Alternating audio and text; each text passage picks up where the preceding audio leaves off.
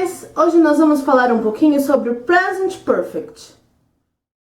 Então, se você se lembrar, nós já falamos um pouquinho sobre maneiras de dizer coisas no passado. Pra gente começar essa conversa, vamos lembrar então um pouquinho sobre o Past Simple. Você se lembra dele? O Past Simple é usado para falar sobre ações pontuais no passado, ou seja, coisas que começaram e terminaram no passado. Nós usamos o Past Simple para falar sobre fatos, sobre ações que não acontecem mais, que já estão finalizadas. Para a gente lembrar um pouquinho dele, vamos usar como exemplo o Harry Potter. Vocês sabem que eu adoro, né? Então, quando a gente pensa lá na vida do Harry, várias coisas aconteceram até chegarmos no momento presente. Vocês sabem que a história começa em 1991, quando ele recebe a carta de Hogwarts. Vamos dizer que esse receber a carta de Hogwarts não foi uma coisa tão simples assim, não é mesmo?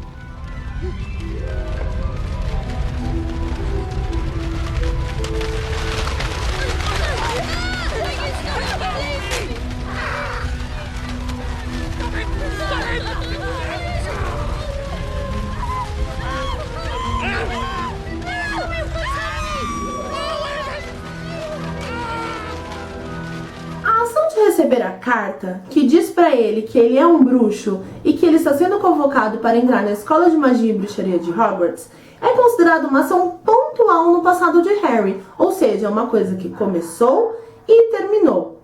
Então, vamos construir uma frase que consiga dizer isso pra gente. Olha só. Harry received a letter from Hogwarts. O Harry recebeu uma carta de Hogwarts. Olha só. Esse verbo received, ele mostra pra gente que a ação já começou e já terminou porque ele está no past simple. Mas como eu sei que ele está no past simple? Muito simples, porque ele usa o sufixo ed. O sufixo ed é a marca de passado simples para todos os verbos regulares do inglês. Tem uma outra ação no passado do Harry que é muito importante para a vida dele, que foi conhecer a Hermione Granger. Você lembra dessa cena? Oculus Reparo. That's better, isn't it? Holy cricket! You're Harry Potter! I'm Hermione Granger. And you are? Ron Weasley. Pleasure. Harry met Hermione Granger at the train. Muito bem. Conhecer alguém é uma ação que a gente começa e termina. É uma ação pontual no passado. Então, esse momento em que eles dois se conhecem no trem foi um momento que começou e terminou e ficou no passado. Quando a gente pensa no Present Perfect, nós estamos pensando em ações que vão começar no passado e se desenrolar ou se relacionar com o presente. Para fazer isso, nós vamos pensar um pouquinho na nossa linha do tempo. A linha do tempo vai nos ajudar a entender um pouquinho a relação entre passado e presente que o Present Perfect faz. Então, olha só. Lembra que no Past Simple a ação é pontual? Ou seja, ela começa e termina? Muito bem. Quando eu uso o Present Perfect, eu quero dar ênfase para uma ação processual. Ou seja, ela é um processo. Ela se desenrola. Ela não é mais pontual como a gente pensa lá no Simple Past.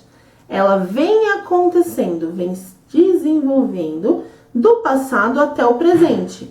Pode ser que ela tenha terminado no presente, pode ser que ela tenha dado uma consequência para o presente, pode ser que ela ainda esteja acontecendo. Agora, nesse momento, isso não importa pra gente. O que é importante é entender qual é a relação que se faz entre passado e presente. Vamos pensar então em algo que o Harry precisou fazer que demorou muito tempo, que foi um processo. Eu tenho um ótimo exemplo para você. Harry has fought Voldemort for 7 years. O Harry lutou contra o Voldemort por 7 anos. Ou seja, isso é uma ação que é pontuada no passado? Começou e acabou rapidinho? Ou é muito pontual, muito específica? Não. É um processo que se desenvolveu durante 7 anos. Na história, inclusive, é uma das coisas mais importantes da vida dele, né? Então, a gente tem aqui uma ação que começa no passado, começa em 1991, quando ele conhece o Voldemort pela primeira vez, né, pessoalmente, e se desenrola até 1998, até 1998, quando acontece a Grande Guerra e o Voldemort é derrotado. Esse processo é um exemplo claro de como a gente usa o Present Perfect para dar ênfase em uma ação que é um processo que me interessa o resultado que ela traz para o presente e não que ela é pontual no passado. Um outro processo que a gente pode dar como exemplo é Harry has studied in Hogwarts since 1991. O Harry vinha estudando em Hogwarts desde 1991. Ou seja, ele está passando por um processo de formação, né? Aqui é interessante ver que ele passa anos ali. A nossa ênfase é nesse processo, não é pontual. Beleza? Muito bem. Essa aqui é a estrutura afirmativa do Present Perfect. Eu quero te dar um toque. Você percebeu que nós usamos um verbo auxiliar para construir o Present Perfect? Muito bem. Nós usamos o verbo have, ok? É importante lembrar que esse cara aqui, ele muda na terceira pessoa do singular. Ele se transforma em has. Por isso, nos exemplos que eu falei sobre o Harry, você viu has e não have. Beleza? E aí, para a gente construir a estrutura negativa, nós simplesmente precisamos invocar a nossa regra de ouro. O que é a nossa regra de ouro? É lembrar que tanto a negativa quanto a interrogativa acontecem nos verbos auxiliares. Ou seja, para eu transformar essas frases em negativas, eu preciso simplesmente colocar o have ou has na forma negativa. Haven't e hasn't, certo? Muito bem. Ambos vão ser acompanhados pelo particípio do verbo, ou seja, para os verbos regulares, a forma no passado, adicionando o ed. Mas e os verbos irregulares? Isso daí é uma preocupação para o seu eu do futuro, também conhecido como eu de semana que vem. Então fica tranquilo, semana que vem a gente conversa sobre isso, tá? Para a forma interrogativa, nós vamos brincar com a posição do sujeito e do verbo auxiliar. Vamos pegar os dois e inverter. Ou seja, se eu quisesse perguntar se o Harry estudou em Hogwarts, ao invés de falar Harry has studied in Hogwarts, eu perguntaria Has Harry studied in Hogwarts? Have you studied in Hogwarts? Ok? Perguntas de sim ou não, ok?